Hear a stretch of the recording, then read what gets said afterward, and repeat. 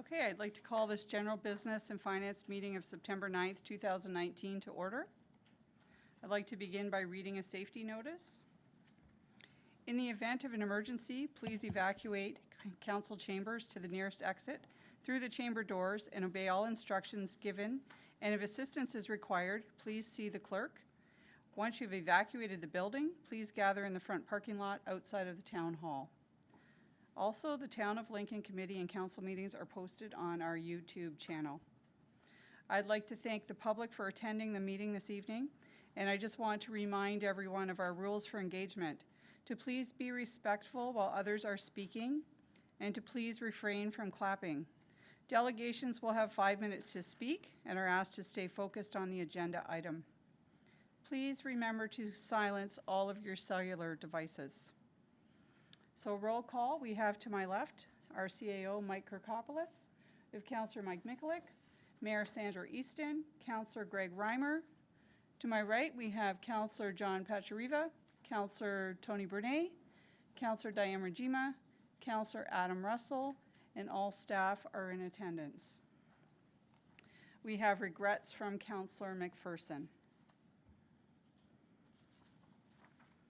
Are there any declarations of interest? Seeing none.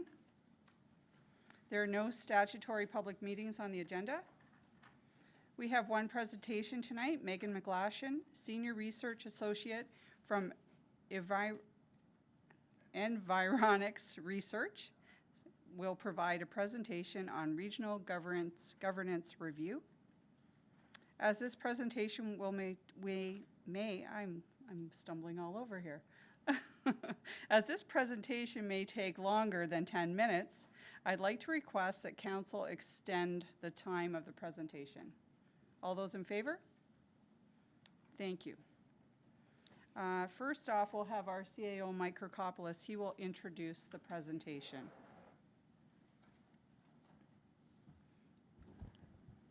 Through you, Madam Chair. As Megan gets ready, I just wanted to provide some opening comments. Environics was a firm that was hired through Niagara region. There is a working group, as members of council are aware, made up of the CAOs from across the region that are working collectively with the mayors and respective councils, both regionally and at the local area, to look at regional governments, to look at potential suggestions that we may make, but also to take a gauge of the public and to hear the public sentiment as it relates to service delivery and various other pieces. So I won't go into any greater depth on the findings. I'll let Megan speak to those particular findings. And should council have any questions either throughout the presentation and or afterwards, I think either Megan or I can try to answer those questions. Great. Thank you very much, Mike. Welcome, Megan, if you'd just like to begin. Okay, thank you very much for the opportunity to present the findings of the Regional Governance Review Survey.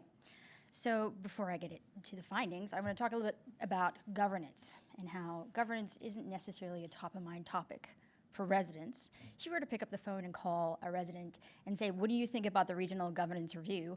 I would imagine most would be like, I'm sorry, what? They wouldn't necessarily know that it's going on. And truth is, most residents may or may not know the difference between a regional government and their local municipal government. So keeping this in mind, we worked very closely with the committee of the 13 CAOs to design a survey, both in methodology and in approach for the questionnaire, that progressively introduced residents to the concept of governance, so that when we finally asked them the question of what do you believe what would you prefer as an outcome for the Regional Governance Review, they'd be able to provide us with a valid response, and we'd be confident in their opinions. So we were also very specific in our methodology, ensuring that we derived a representative sample. We used a telephone survey to randomly select residents to participate. We conducted the survey in early June with 832 residents, which provided us with a margin of error of 3.4%. The average complete time was 13 minutes. So in order to make sure that the representative sample was reflective of Niagara region, we applied quotas for gender and age. and then later weighed based on census data to make sure the distribution of the demographic in the sample was representative, equivalent or to Niagara region. So to the findings. So we firstly began by sort of introducing sort of a short paragraph on the difference between a regional and a local municipal government, and then asked residents whether they think they're well served by the current two-tier structure of municipal government, and 3/4 of residents report that yes, they believe they are well served by the current structure of the municipal government. We also asked residents about how effective they think the current structure is at representing their interests when making decisions for Niagara region. And again, the majority of residents, or 57%, say that they consider the current structure of elected officials effective at representing their interests. So as we go through this, note that there's always a portion of of residents who aren't really sure that they respond don't know. This is very common and expected. We did follow up with residents who said they consider the current structure effective at representing their interests. We asked them via open-ended question, meaning that we just recorded their responses and then later coded it, why they think it is effective at representing their interests. A common theme had to do with local representation being connected to them, be it connected to the local community, responsive to their needs, and easy to contact. The second most common response was, as you would expect, they have no complaints, they have no problems with service, and the top response was a caveat. As I said, this was an open-ended question, and in this case, respondents would say, you know, I do think it's effective, but there is some room for improvement. That was 1 in 5. A common question we include on questionnaires is value for tax dollars as an indirect measure of satisfaction. And we asked for this for both the local municipal level and the region of Niagara level. And in both cases, the majority of respondents, majority of residents say that the value for tax dollars is very good or fairly good. Notice there's a slight difference between local municipal and region of Niagara level. This is very common. It has to do with residents feeling a little more connected to their local municipal government. We then sort of asked residents about a preference, whether they prefer a separate councillors elected to represent them at lower municipal level and regional level, or whether they prefer one set of councillors elected to represent them at both local and regional levels. In this case, it was just too close to call. Residents are closely split between a preference for separate councillors elected at lower level and lower tier and regional level, and one set of councillors elected for both. When you take into consideration the margin of error, there really isn't a difference, but then again, 9% don't know, really don't hold an opinion in this regard. So before I get into sort of talking about opinions about the regional governance review and outcomes, I want to speak to a little bit about our approach. So if you were to pick up the phone and call a resident, and at this point they're fairly familiar with the difference between their local municipal government and their regional government, and you were to ask them, you know what do you hope is the outcome of the regional governance review? They may say to you, well, it depends. If you're talking about ability to access services, to get what I need when I need it, I really think scenario A is better. But if you're talking about attracting or retaining business, maybe scenario C would be better. But you know what? For me, getting what I need when I need it is the most important. So for me, I really hope scenario A is the outcome. So to really capture these caveats and how it might depend, we had the following approach. We provided residents with a list of 8 areas of responsibility. We asked them to rate how important they are to them on a scale of 1 to 10. And listed here is the outcome. In purple is the proportion of residents who consider each area of responsibility important, and across the board, the majority of residents consider these areas of responsibility important. The ones that rise to the top are to do with services, so efficient delivery of services and easy access to services. We then provided residents with a description of the review and some definitions for different scenarios that might be an outcome of the review. Briefly, current structure or two-tier model now in place now in Niagara Region, partial amalgamation of a few municipalities into one municipality, and finally, a total amalgamation of all municipalities currently within Niagara Region. We then asked residents, per each of those areas of responsibility, which they think would be the better in terms of delivering on them. And the way this graph is set up is in green is the portion who said per area of responsibility, current structure would be better, blue, partial amalgamation, and purple, total amalgamation. As always, there's always a portion of residents who said they didn't know, had no opinion. So the majority of the residents expressed their preference for the current structure when considering delivering a strong sense of community and providing easy access to counselors. Now, I really suggest you read the detailed report if you haven't as of yet. We used a couple other ways to analyze this data, one of which is, when does it never depend? When do how often do residents never select each of the possible scenarios? In the case of the current structure, only a third never selected it as best delivering on each of the areas of responsibility. This compares to close to half, or 45%, never selecting partial amalgamation, and half never selecting total amalgamation. Finally, we asked residents what whether they think a larger government would result in an improvement or a decline in the quality of service delivered to their local municipality. Again, this was pretty close, but a slightly higher proportion, or 48%, said that it would result in a decline, as compared to 42% who said it would be an improvement. So, what does this mean? What's the key takeaway? So, Niagara Region residents generally express confidence in the current state of representation in Niagara. They feel well served by the current structure. They feel that their interests are well represented by the two-tier structure, and they derive value for the taxes they pay to both tiers of municipal government. There are some small, limited pockets of appetite for changes to the two-tier system. However, given the confidence they place in the current government, it would likely, any changes would likely lead to some pronounced opposition, specifically those that affect service delivery. Thank you again for the opportunity to present the findings of the survey. I welcome any questions you may have. Thank you very much.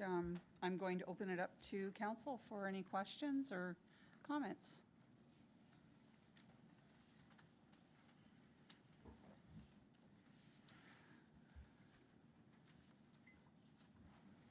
Councillor Russell.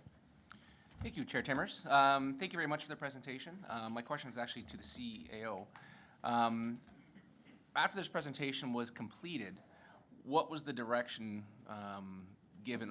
How was this presented to the two people that are in charge of creating the new model or working on that amalgamation model? Through you, Madam Chair. Good question, Councillor, in terms of, and so I'm just going to be careful on how I answer it, because some of the conversations that we've had as CAOs on this particular topic are still subject, and I know Environics is doing further presentations, and all councils across the region haven't heard to the same level of detail that ours has heard now. About half have already had presentations, the other half coming through September.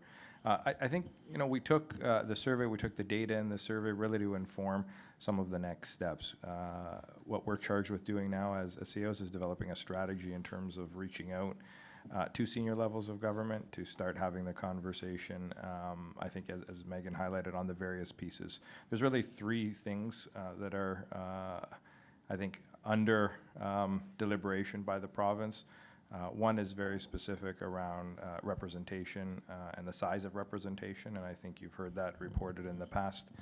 The second is service alignment or service distribution, and that really is what level of government is providing what service, and are there more efficient ways to do that?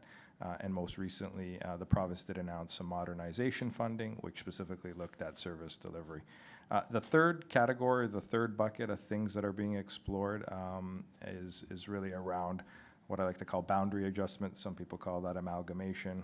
I don't want to add that word to the conversation and try to sensationalize that particular topic, because I think it'll get enough attention if and when that is something that the province decides to look at. So there's really those three categories of options that we're considering right now, and I think the direction that has come both at regional council and I think respectively at the various councils is really a status quo right now, advocating, I think, as the survey indicates, to keep things as they are.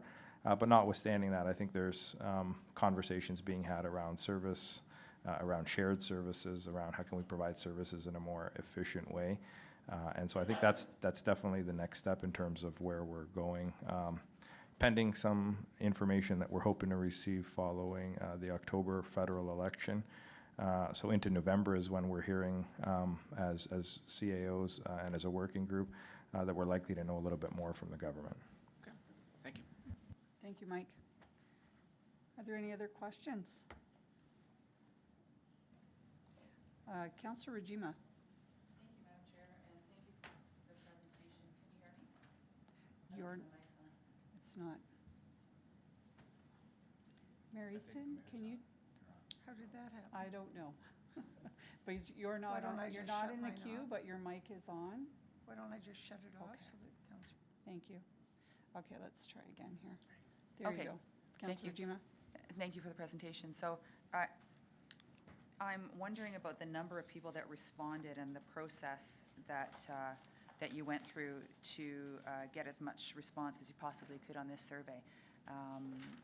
Can you describe that a little bit? Absolutely. So we used a telephone survey, and the reason we use that over other alternatives like online surveys is that it provides us a certain amount of confidence when it comes to representation.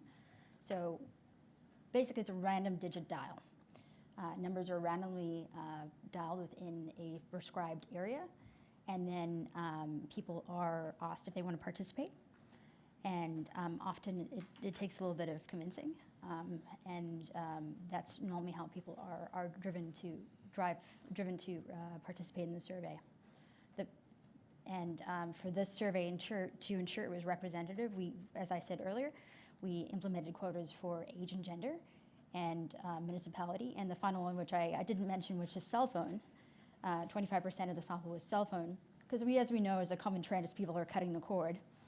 Yeah. And so to ensure that specifically to capture that youth voice in the sample, we instituted quotas for cell phones. 25% Yes, was done via cell phone calls? yes.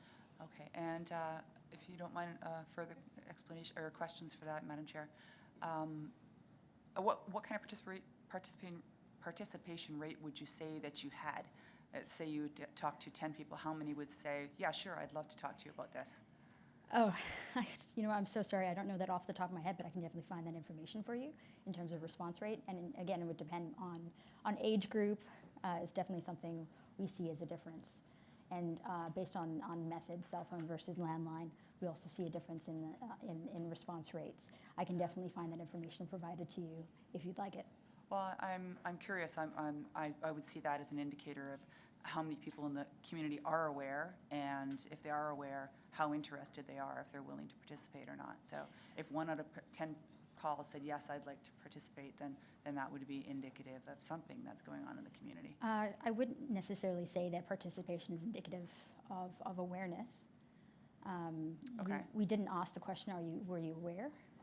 We have asked that question on other surveys that we've done. We actually did one over the GTA, unfortunately not including Niagara, and awareness of the regional governance review is very low. I don't know the number off the top of my head, but it was the minority of people who were even aware that it was happening. Yeah. So you had to spend quite a bit of time explaining to people what it was all about then, I would say, before they would participate. Well, in terms of driving participation, people are pretty happy to provide their opinion to their government. It's not as difficult per se as asking people their opinions about chocolate bars. This is something that has meaning for them.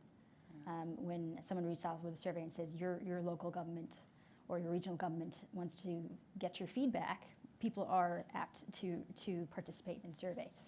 Yeah. Okay, thank you. Thank you. Thank you. Councillor Ojima? Mary Stin? Thank you very much. Thanks very much, Megan, for your report. Could we go to page 32? And just be a little bit parochial for a moment. Oh,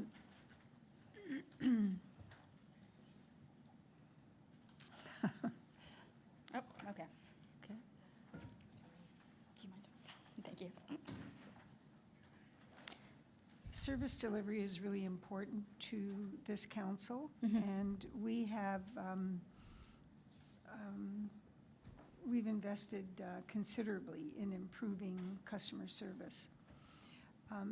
And so when I look at these numbers, I would like to think that it is only one of the indicators that we would aggregate to determine people's satisfaction. Is that overstating or stretching what's being stated on here with this 54% opting for the current structure? I apologize. Which slide are you referring to? It's on page 32 of the document. I'm sorry, I don't know. It's this one here. It's called Prefer Current Structure. The majority of Niagara-on-the-Lake, Lincoln, and Grimsby residents show a preference for the delivery of responsibilities via the current structure. 46. Okay. 46. One moment, please.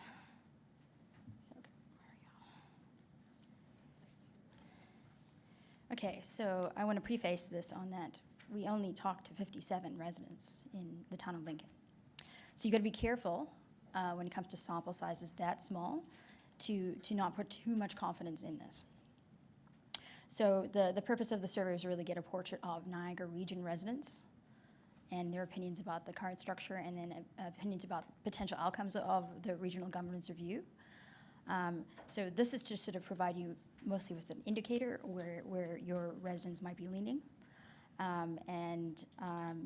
This would indicate that your residents are very much in line with what the opinion is for Niagara region overall, which is sort of a confidence in the current structure and a preference for seeing it continue.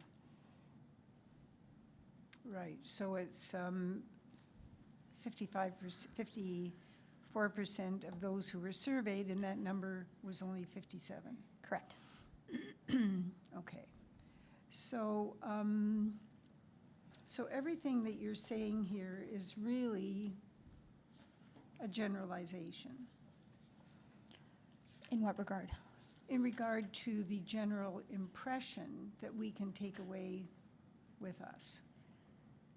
So what I would hope you would take away from this is that, first of all, there is always going to be varied opinion on governance or any issue when it comes to local government, and the survey definitely shows a certain sort of a strong preference for the current structure, which is not to say there isn't some appetite for change.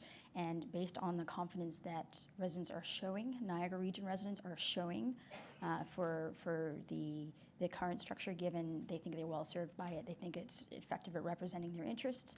I would hope the takeaway is that limited appetite is sort of directed towards the current structure. So in the areas where the numbers of people who were surveyed, Madam Chair, where those numbers are higher, then, 57 people isn't very much. And so if we shouldn't put a great deal of emphasis in one area only, I think that's what you're cautioning. Okay. So we accept this report in its aggregate. Please, it's for, ultimately, the purpose is to speak to the Niagara region level, as Right. opposed to looking at within the local municipal level. Okay, all right, thank you very much. Thank Thank you, you. Madam Chair. Thank you, Mary Easton. We have Councillor Pachariva.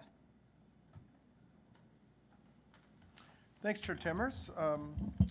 Through you to the presenter, thank you very much. And I was kind of going along, going to go down the same road as the mayor, but I know the sample size is very, very small. So I take solace in the fact that 87% of our residents surveyed appreciate the current system.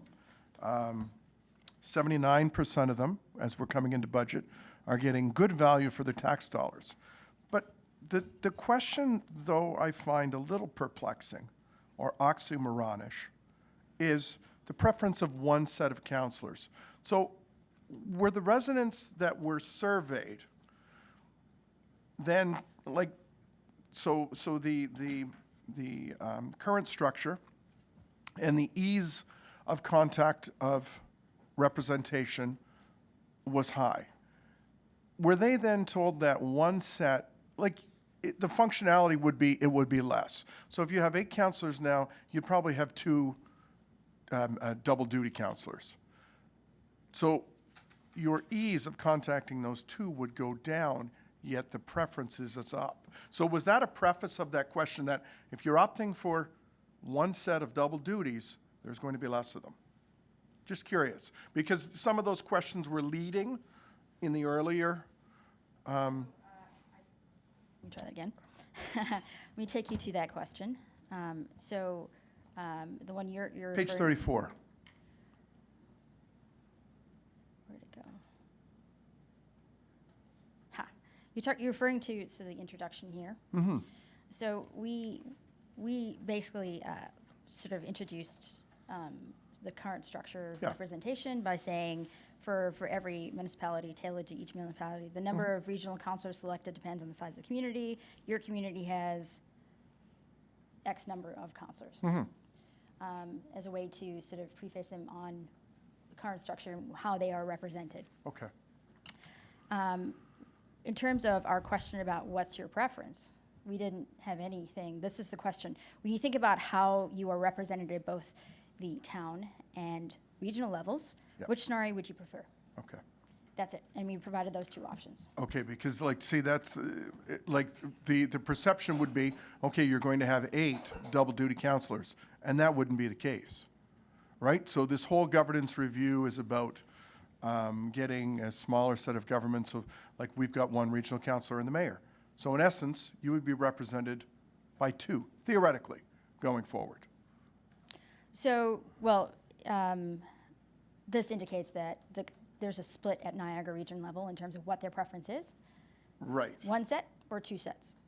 And of course, there's close to 1 in Yeah. 10 who don't really know. But my question was, if you're going for the 2 sets, there's going to be less of the 2 sets. Was that ever put out in the question? So There your was- option is what you have, Yes.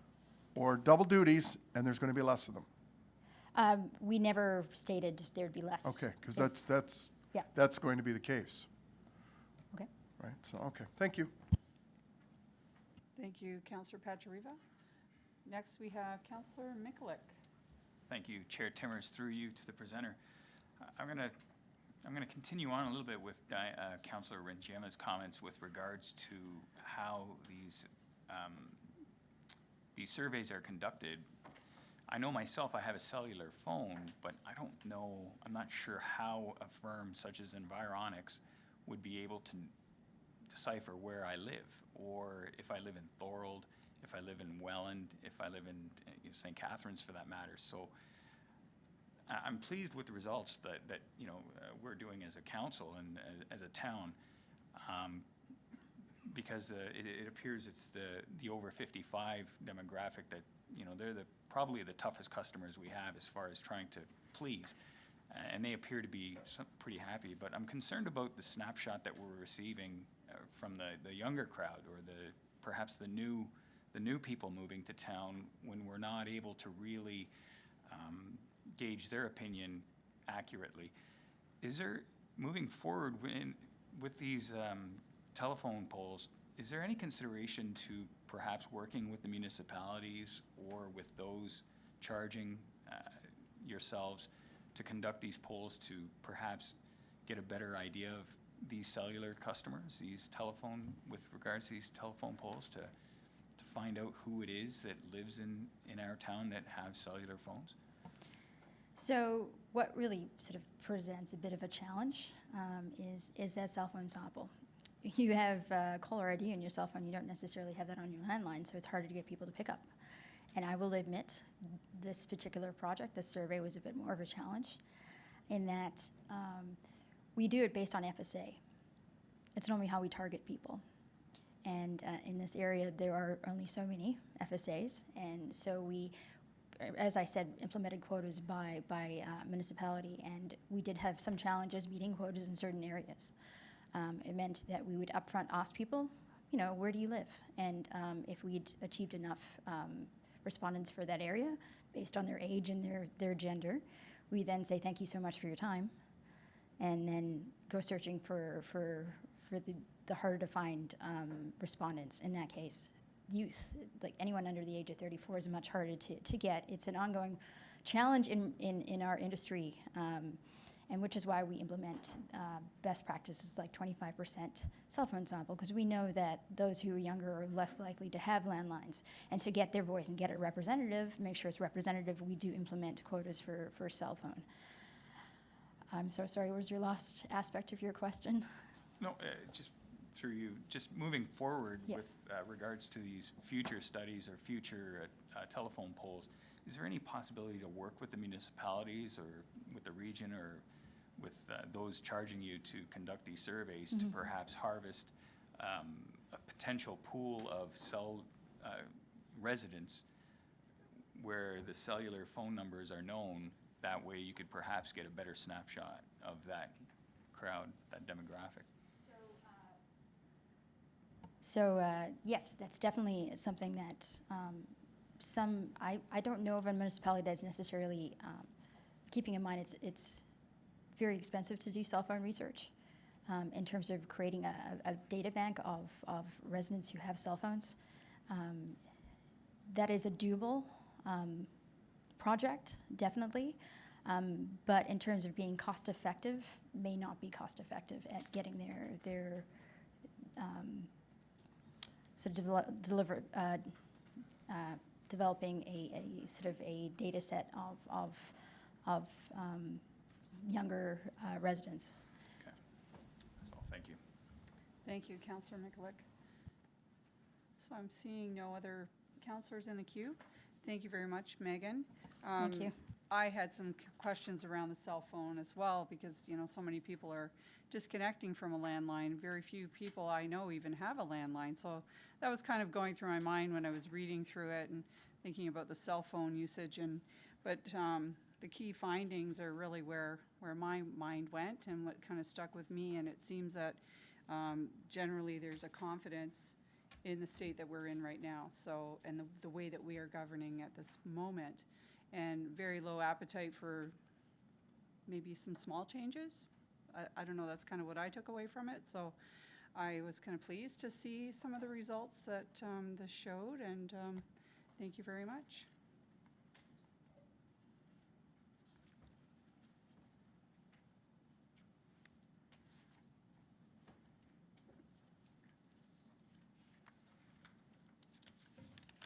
There are no delegations this evening on the agenda. And we are now at our consent agenda. We have 7 items. Item 7.1, FN 1719 Annual Audit Services, the Auditor Appointment RFP. We have item 7.2, Lincoln Public Library Board Minutes of January 15th, 2019. Item 7.3, Lincoln Public Library Board Minutes of February 7th, 2019.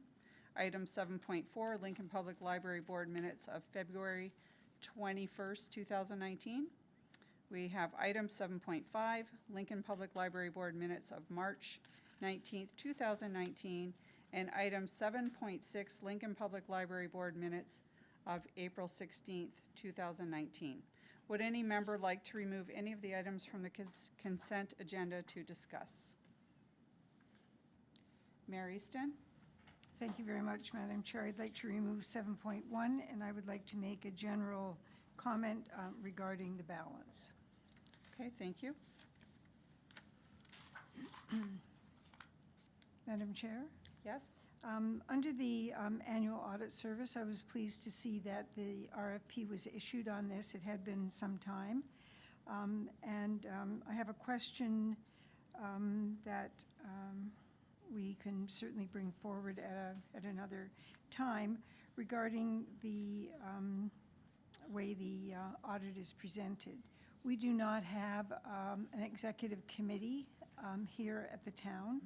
However, it is not uncommon for the municipality or for the audit team, or at least representatives of the audit team, particularly the senior member, to come to meet with the mayor, with the chair of the finance committee, or whatever the terminology is, the CAO, and possibly another member of council.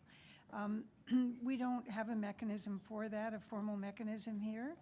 And so I had asked the CAO to arrange a meeting with myself, with yourself as the chair, and also with Councillor Pachariva as the chair of the budget committee. I did that because of the experience that you and I had with the same firm and the same principals from the firm when they brought forward the audit report to another board that we sit on. I found the meeting extremely valuable because we asked questions about the methodology that the auditors use in terms of finding trends within reporting, specifically around how items are entered on, into the balance sheets, if you will, and what those trends look like over time. And so my point is that I believe that there is a benefit, and this was reinforced by the auditor, that coming to a small group of members of council and the CAO and having this discussion was very beneficial to them. It was very instructive because they spent a lot of time going through their processes and making sure that we had that in-depth knowledge. I'm sorry that Councillor Pachariva wasn't able to join us that day, but I think he did have an opportunity to speak to the CAO after. I'd like to I would like to recommend, and I don't know what process Madam Clerk would suggest, but I would like to recommend that we formalize this process. Maybe the CAO has something further to say about it, but I think along with the practice of having the RFP, I think it was every 5 years. Where did I read that?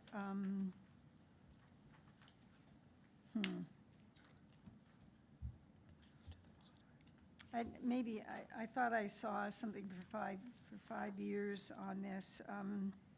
But at any rate, I'd like to hear, oh, no, it's down here, under background. We have had this firm for 60-plus years. So I think there's certainly something to be said about the need. I'm not suggesting we hadn't sent it out for an RFP, and I'm also well aware, when you look at the amount of money that it costs, you can see why there aren't a lot of companies out there doing audits. It's very time-consuming work. Anyway, I'd like to hear more about what the staff have to say and what recommendations they would make for how we would go forward to form that subgroup. Thank you very much, Mary Stin. I'm going to turn it over to our CAO for comment. Oh, okay. Okay, should I? Okay. I couldn't hear that. We're going to place this on the regular agenda for That's more fine. discussion. Thank you. I'm, okay.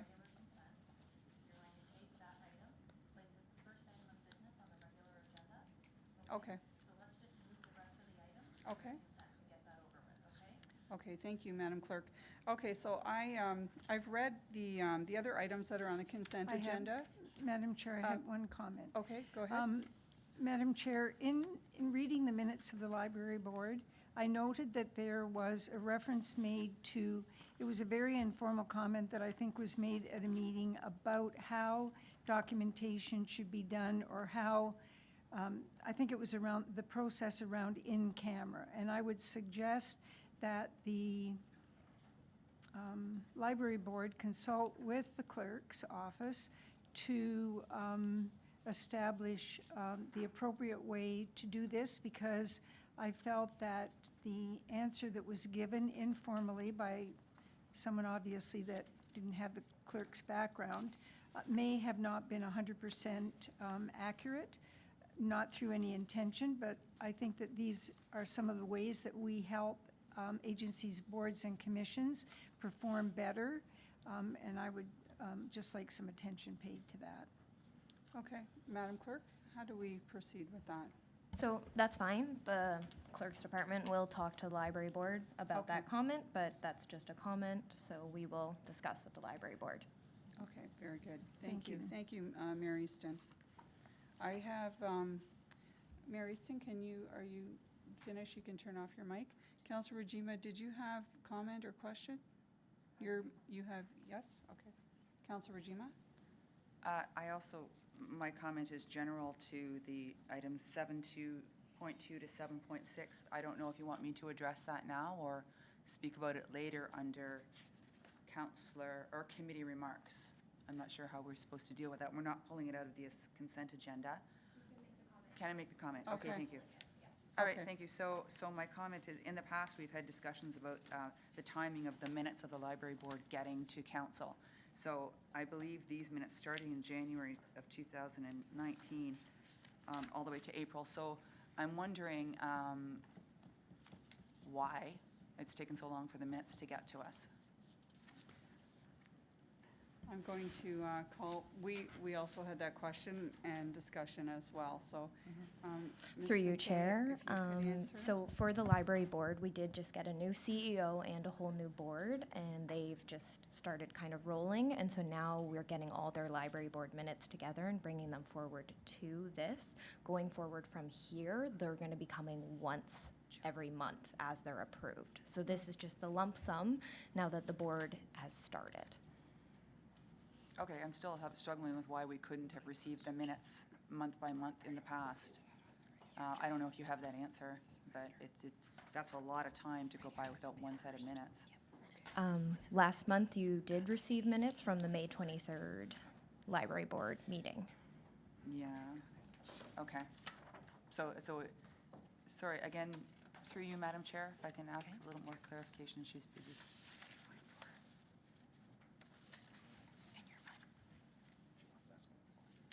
Sorry, go ahead, Councillor Rajima. Okay, thank you.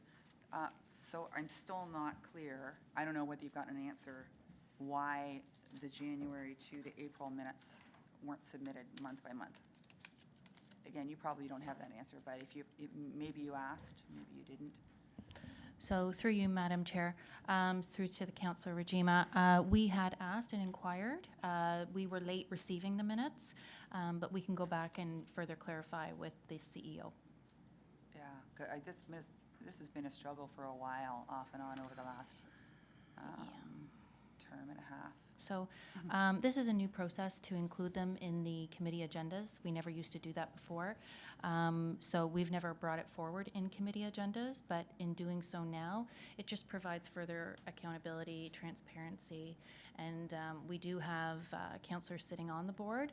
And so there might be items from time to time that for communication purposes, that it's brought forward in a more transparent manner by putting them on a committee agenda. And so I don't know if it's a timing issue, to be quite honest with you, but we're going to go back and clarify that.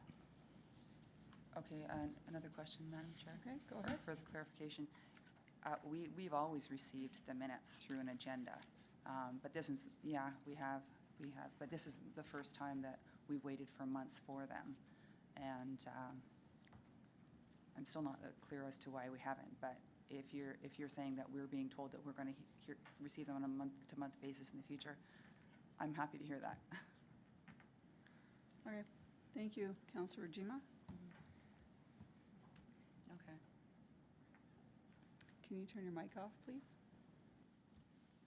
Councillor Mikulik, did you have a comment? Thank you, Chair, Madam Chair. Just to clarify, the mayor has pulled FN-17-19. Would it be possible to pull FN-16-19, the second quarter financial report as well? That, Councillor Mikulik, that's already on the regular agenda, so we will Oh, be, where's that? covering that. I see it in consent. Oh, okay, sorry. All right, sorry Okay. about that. No problem, thank you.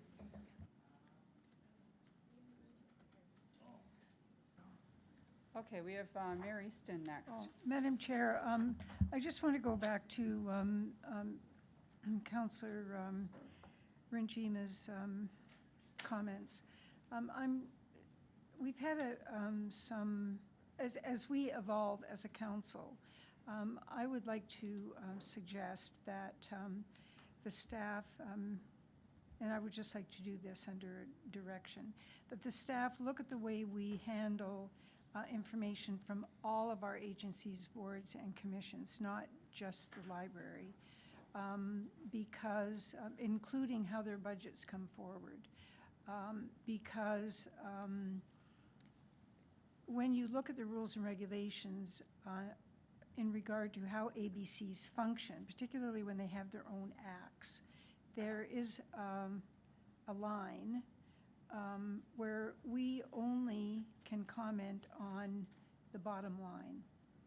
And so we have a different situation in some of them now, and I would like to see that the relationship mature. We have good representation on the board, very senior representation, and I would like to hear from the staff how they might assist us with maturing that relationship, because I think it's time for us to have a look at that. Yes, okay, thank you, Mayor Easton, for those comments. Do you have anything to add to that? Through you, Madam Chair, I mean, I think the comments that I would make is I agree with the mayor in terms of, the maturation of those relationships and how we deal with our agencies, boards, and commissions. And I know, as we talk about budget, we were having similar conversations on, what's the appropriate timing of our agency, boards, and commissions presenting, and what does that conversation look like with council. So we can definitely add the reporting back piece that I think I'm hearing today. And I mean, definitely something we will follow up on. I heard Councillor Regima's question and inquiry. So something we can follow up with the library CEO on and just determine. And I think it's healthy to have those reminder conversations around the timeliness of minutes. And there's likely a very legitimate reason why we find ourselves in the position we are right now. And so, I don't mind having that conversation in my touch point with the CEO as well. Very good, thank you, Mike. So we're going to go back to our consent. We have the other items. So the one item is being placed on the regular agenda. So the other items, I need a member to move that we accept them. Councillor Brunet. So we're now moving into the regular agenda. Oh, sorry. All those in favor? And that is carried. Thank you very much. Okay, so now we're moving into the regular agenda. And at 8.1 is FN-17-19, the annual audit services. Auditor. Yes? Okay. The auditor appointment RFP. So I'm going to call on our CAO to speak to that. Through you, Madam Chair, I think to pick up on the mayor's comments, what the mayor was referencing that we had last time with herself and Councillor Pakshariva was absent, but we had a follow-up conversation, was what our auditors call and is a mandated piece of the conversation, and that is the auditor closing meeting. There's an auditor closing meeting that happens specifically with myself and senior staff. And then there is one that happens with, and that I think was beneficial, as the mayor highlighted, with herself in this time, that was opened up to a slightly larger group. We can definitely work with KPMG, and I do recall the conversation with both senior auditors where they found that it was helpful to have that conversation. It was a very frank conversation. It was an opportunity for us to ask a lot of questions. They did reiterate that the Municipal Act, which is what we are governed by, is different for us than it was, for example, for a hydro utility, which allows much more of an iterative conversation. But I think one of the items I'm reminded that we put into the RFP and used to have the conversation with the successful proponent was more of that kind of audit closing meeting and what that looks like. So definitely we'll take it as direction to go back to KPMG and see what we can do within the Act in terms of formalizing such a meeting on a yearly basis so that council can have an opportunity to have both that formalized presentation that you receive as well as that kind of Q&A and iterative dialogue. Thank you very much. Any other comments? Mayor Easton? Thank you very much, Chair Timmers. I think there should be a level of accountability for people in your position as chair and also in terms of whoever the budget chief is at a given time. So I appreciate the extra attention that this will give. Again, I think it's a maturation issue, and I think we're ready to be involved. Thank you. Thank you very much, Mayor Easton, for your comments, and I agree. I think it is very important that we are involved, and that meeting was very beneficial. And any other comments? Councillor Russell? Thank you, Madam Go Chair. ahead.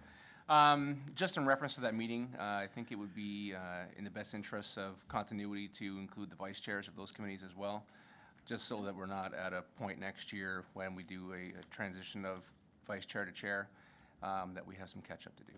That's all. That's a very good point. Thank you for thinking of that, Councillor Russell. Okay.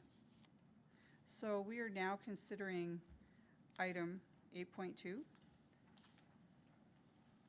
Okay, I'm getting a little ahead of myself here.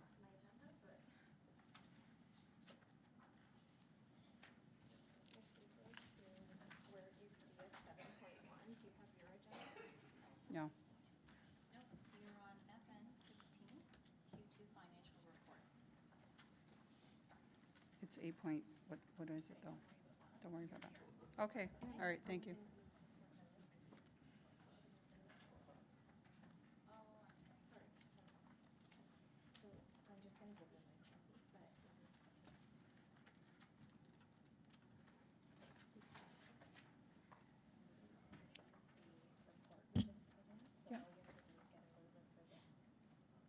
Right here.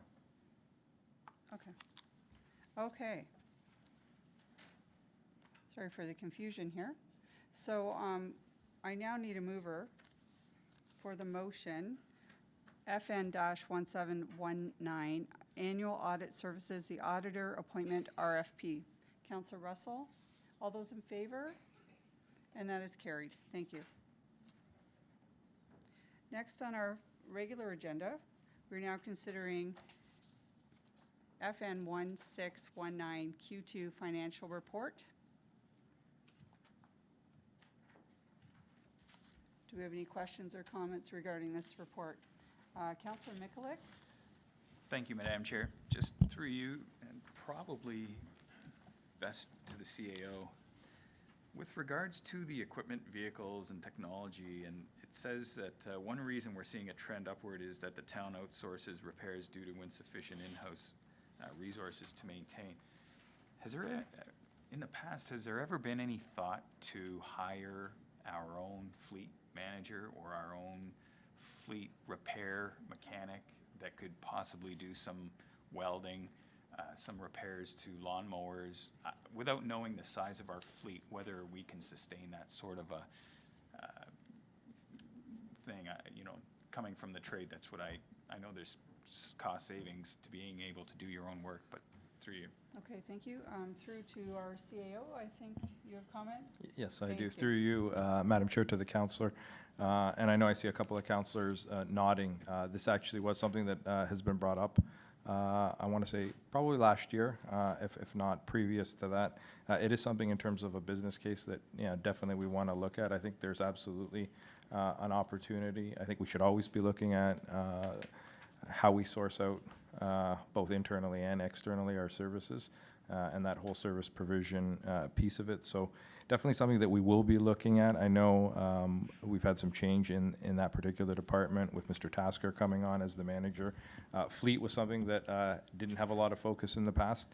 It does moving forward, and it will be something that we continue to look at, because I agree, Councillor, with your comment. There are some smaller machinery, smaller motors that can really benefit from us potentially looking at doing something like this in-house. But without knowing, the exact cost and the cost-benefit analysis, I don't want to presuppose that there's a benefit to doing it in-house, but I think we should always be looking at that and doing that analysis, so something that we'll be coming forward with. Thank you, Mike. Thank you. I'd appreciate that. I think that we budget a certain amount of dollars, X number of dollars per year for these sort of repairs. And then when you have an unexpected breakdowns, it'd be nice to be able to save time and money by perhaps doing it in-house. Councillor Pachariva? Thanks, Chair Timmers. My question has been partially answered, but just curious, we had a mechanic in the past, so wondering what happened to that position when that person retired. Was it not filled, or did it transition into something else? And again, this goes back to a business case. Like, what was the business case that supported this movement? Because in-house costs are a heck of a lot cheaper than shop costs. So wondering how this all happened. Through you, Madam Chair, I'm looking at senior staff in the back row. They could probably answer this question at a high level.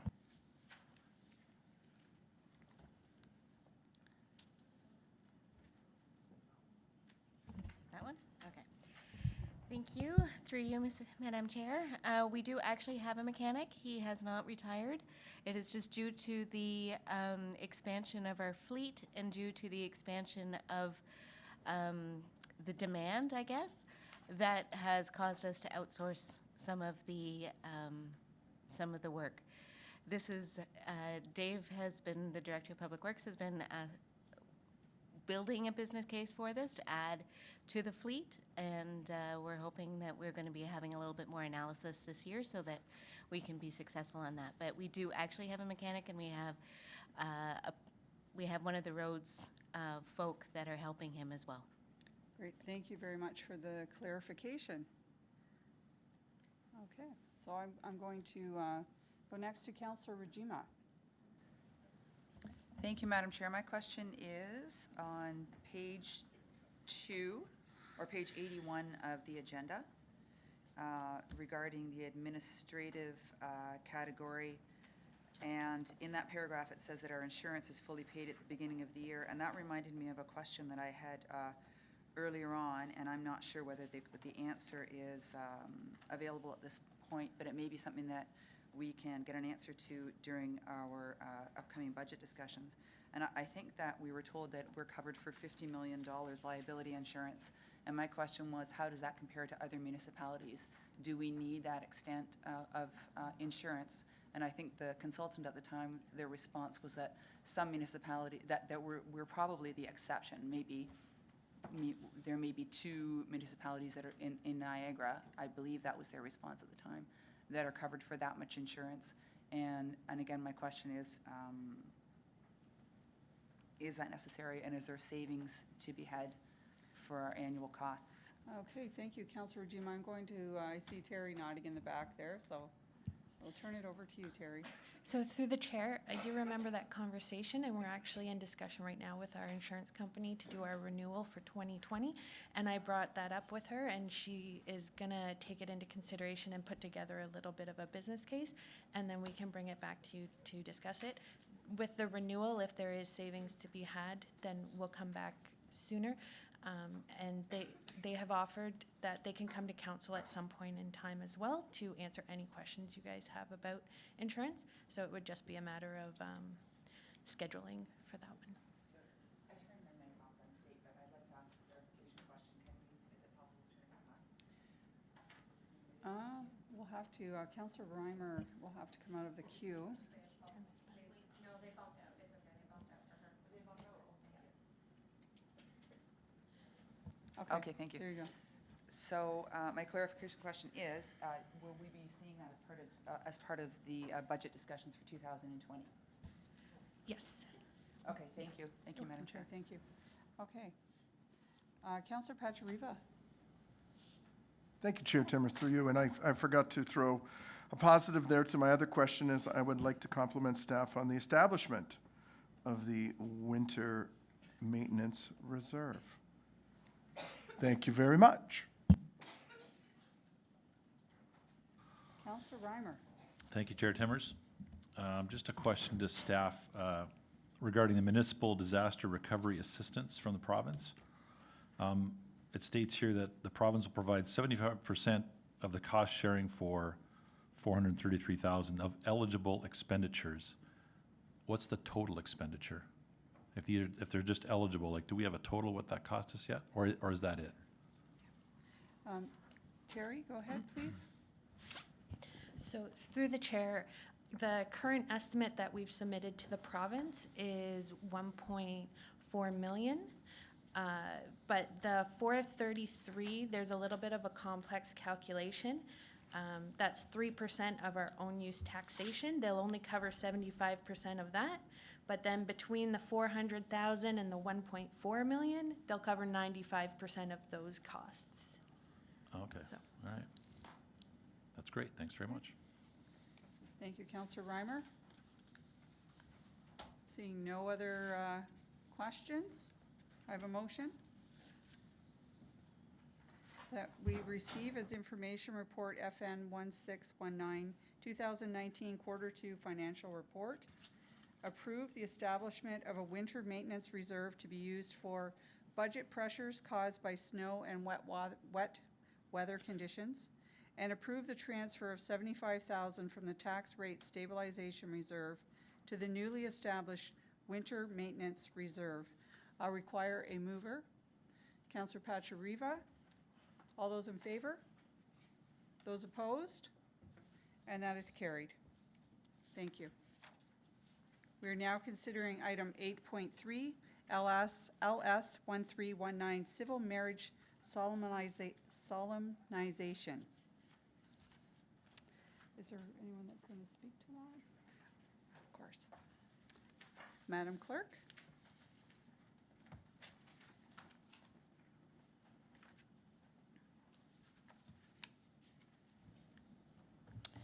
Through you, Madam Chair.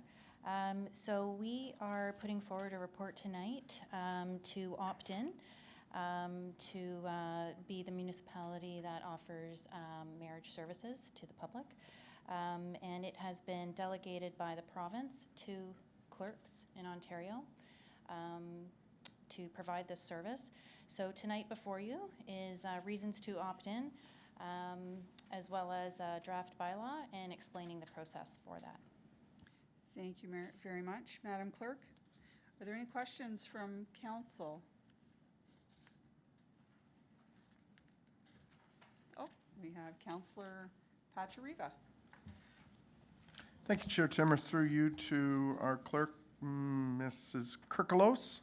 The marriage license, $120. And then back here in the chart for the bylaw, the fee. So do we remit $120 to the province of that $300 fee, or what's our take on this? So I'm going to actually let Rebecca McKay answer this. Since Rebecca has been with the town, she has introduced marriage licenses. Okay. So she has been pivotal in having us be successful with the introduction of the marriage licenses. So just to note also that since the introduction, we've only been offering this service of marriage licenses since March 15th to current state, and we've already gained quite a bit of revenue. We've issued 52 licenses so far, but Rebecca can speak to the $120 and then how much going forward after that. All right, through you, Madam Chair. So the province charges per license $56 to any municipality. And then any fees on top of that we charge are their staff recovery fee for our time to process that license. So a license generally takes about 30 minutes with one staff member. And that $300 is a separate fee for us to actually marry someone. So a marriage license, currently, anyone can come into the town of Lincoln and get a marriage license. Okay. We currently can't marry anyone. So they have to go out and find someone who's registered to marry. We're asking permission from council to actually start marrying people, and that's when we would charge the additional $300 to use our meeting room, which is council chambers, and then to use the staff resource, have a pre-consultation, and conduct the actual marriage ceremony. Okay, so if I were to come into the town of Lincoln and wanted to get married by the clerks, it would cost me $120 for the license. It would cost me $300 for the ceremony, and if I brought a couple witnesses with me, it'd be another $50. So we're looking at $470 all in. I just want to clarify one point. That $25 per witness is if you do not have witnesses present. Oh, so if we would get need the staff clerks to, members. okay. Thank you for that point of clarification. Do we put on any canapes or anything like that?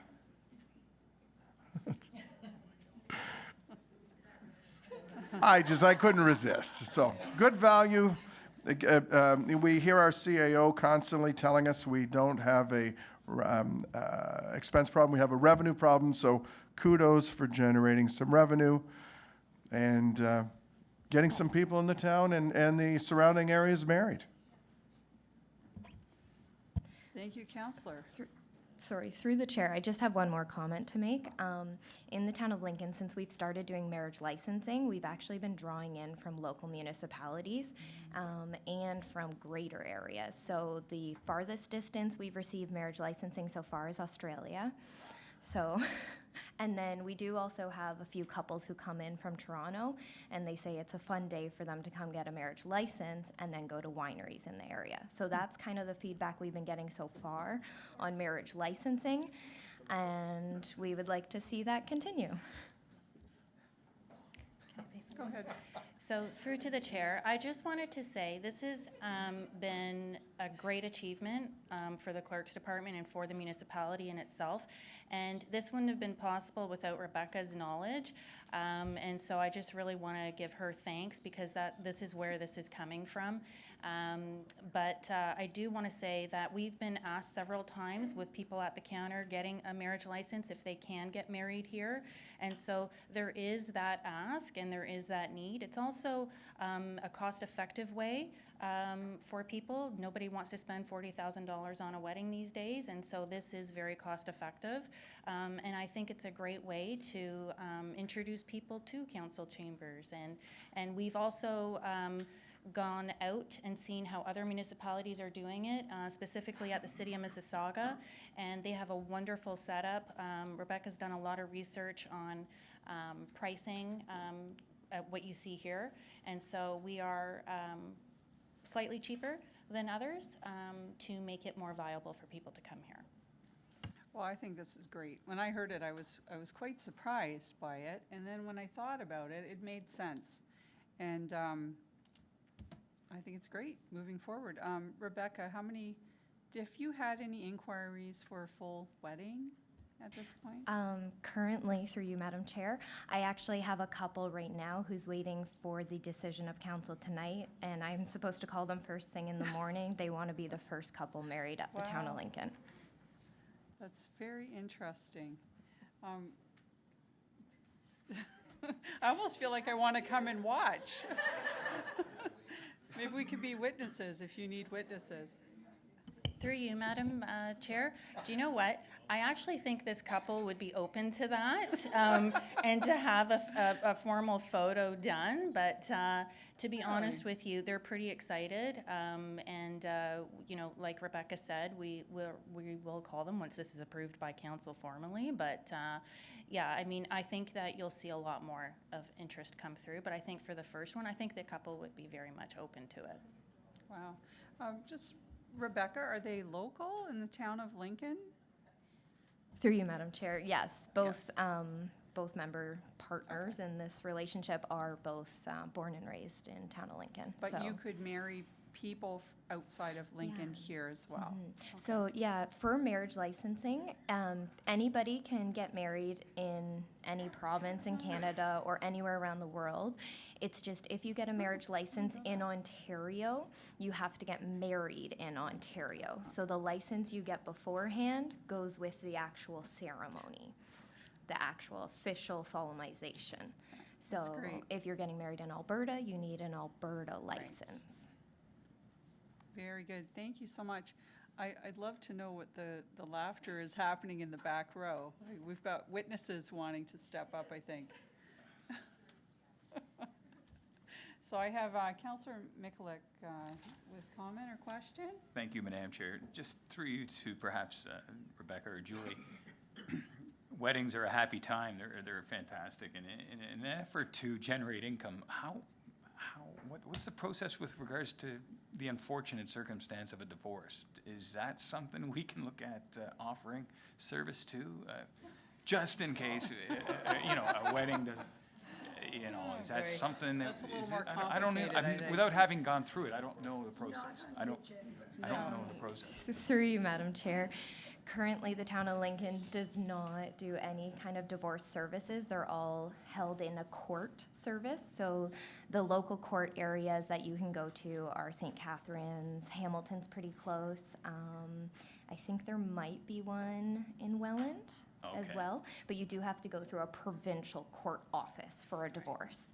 And that's quite a lengthy process, and usually lawyers are involved, but I'm hoping not to find out. Thank you, just, thank you for Well, that. thank you very much, Ms. Mackay, for taking the lead on this and your knowledge. You obviously have done your research on this, so.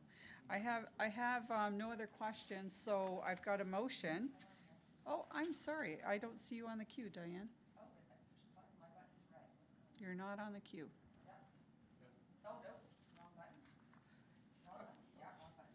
Okay, there you go. Councillor Rajima? Thank you, Madam Chair. So I'm interested, I'm very impressed with the idea of this being a tourism driver. I'm interested in knowing how many municipalities in the area provide this service. Do we know? Councillor Brunet was saying he was married in the Bahamas. He went all the way to the Bahamas to get married, and so I thought that was interesting. So, through you, Madam Chair, other local municipalities do offer the same service. I think currently, right now, it is St. Catharines offers the service, and Waynfleet.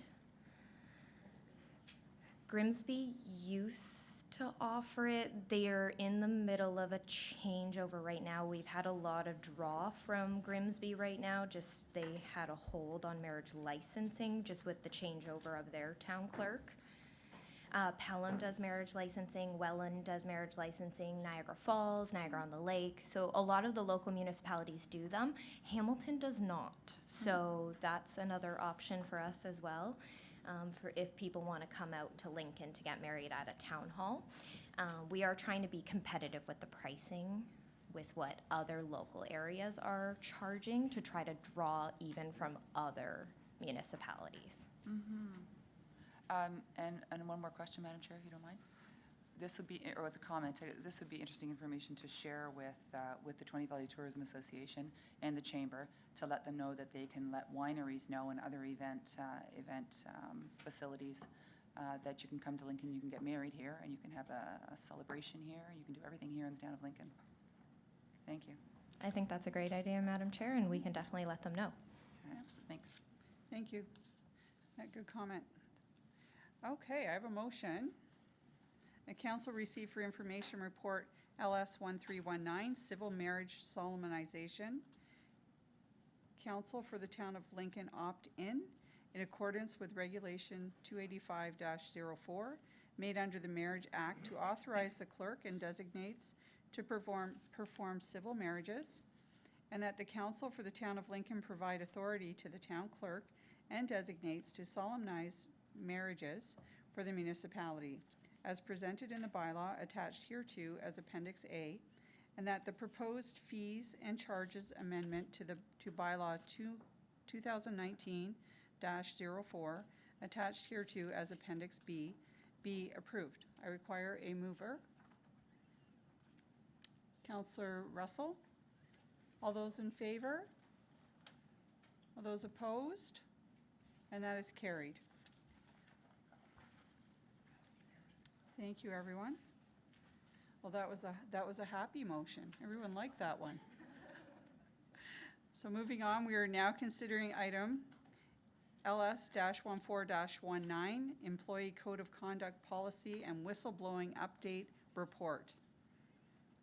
I'm going to begin by asking the town clerk to provide comments to the report.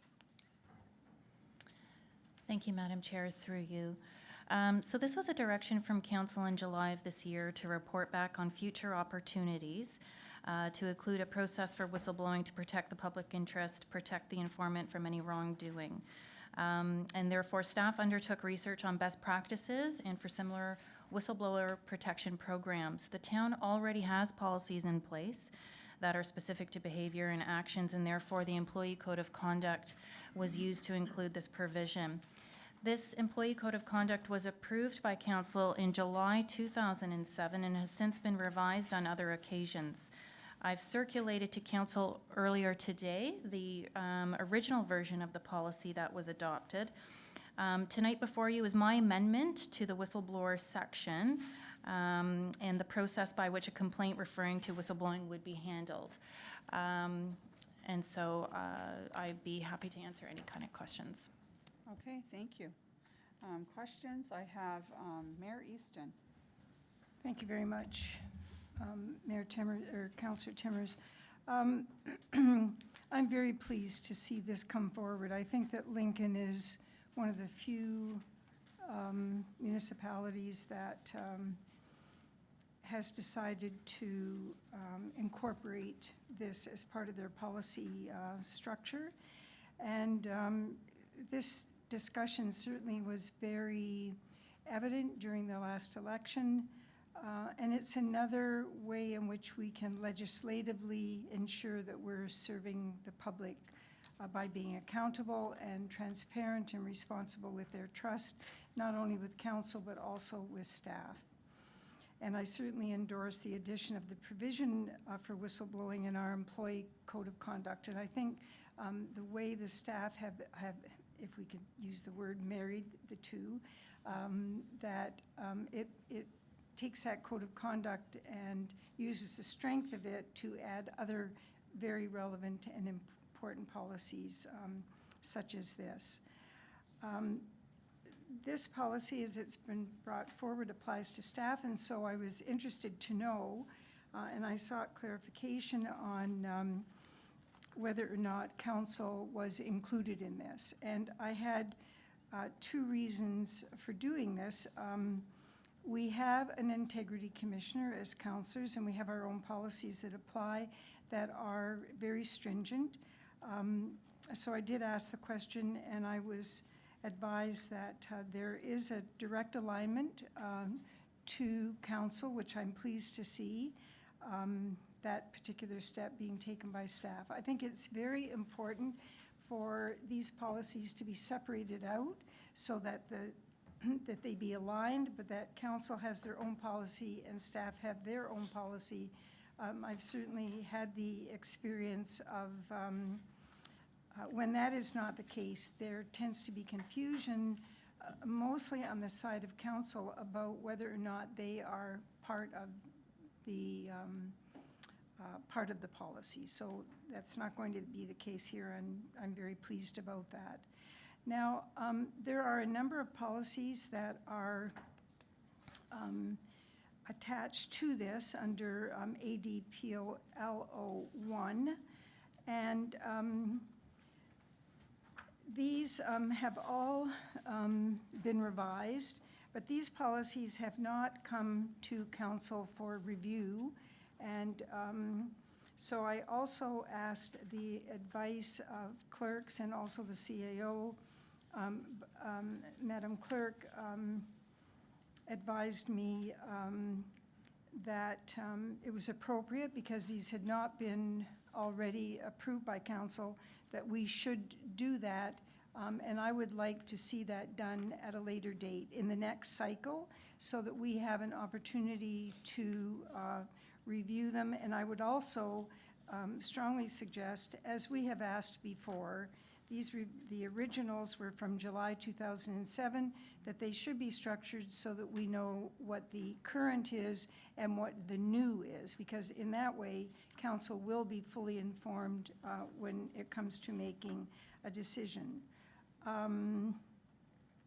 So I would ask that the CAO would just provide direction for the CAO and town clerk to come back to committee with any proposed updates to the employee code of conduct, as there may have been. This has gone through pretty quickly, or it's come forward to us pretty quickly to consider in principle, and that we also separate out these policies and bring them forward for us in terms of an appropriate and proper discussion. So I don't know whether the CEO or Madam Clerk have any further comments, but I do appreciate the consideration around these two items. Thank you. Thank you, Mary Stin. To our CAO, do you have some comments to add? Through you, Madam Clerk, one I think is very specific to the mayor's comments, and then just one generally around this particular whistleblowing provision within our employee code of conduct, because I think both warrant a comment. So we can certainly look at aligning and updating all of our necessary policies. I think one of the things we tried to do with looking at the whistleblowing policy was making sure that we are aligning what's happening with the Integrity Commissioner and the provisions council has, as well as updating our particular policies. And if we need to share any previous updates, and I think as the mayor highlighted, red line where those changes happen in the employee code of conduct dating back to 2007, we can definitely do that, as well as looking if there are any other policies that require updating at that particular point in time. The only other comment I wanted to make, and I think it's captured in the report that speaks to why we brought forward a whistleblowing policy, really speaks to public interest, public trust, and accountability, things you've heard me speak about before, but I didn't want to let this report go by without highlighting the importance of those particular pieces, and that's why we continue to bring things like this forward to council to ensure that that accountability and transparency is there. Thank you very much. I'm going to open it up to any questions from council.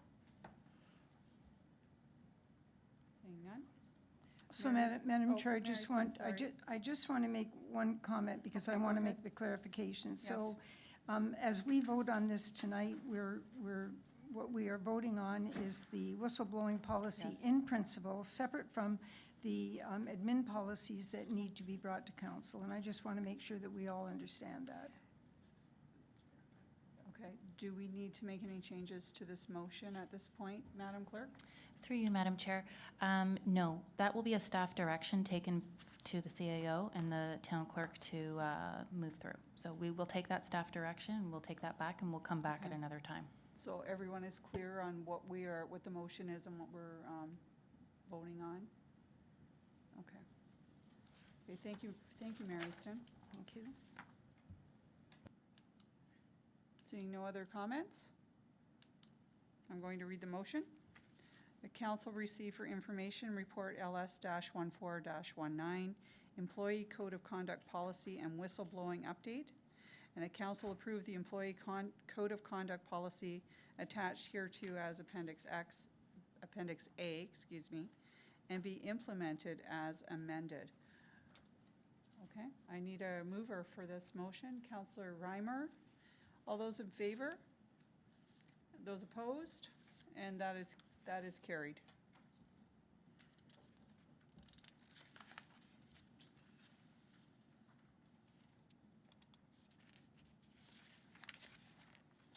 Under confidential items, we have none on the agenda this evening. Staff remarks. Do we have any staff remarks? Seeing none. Do we have any committee remarks?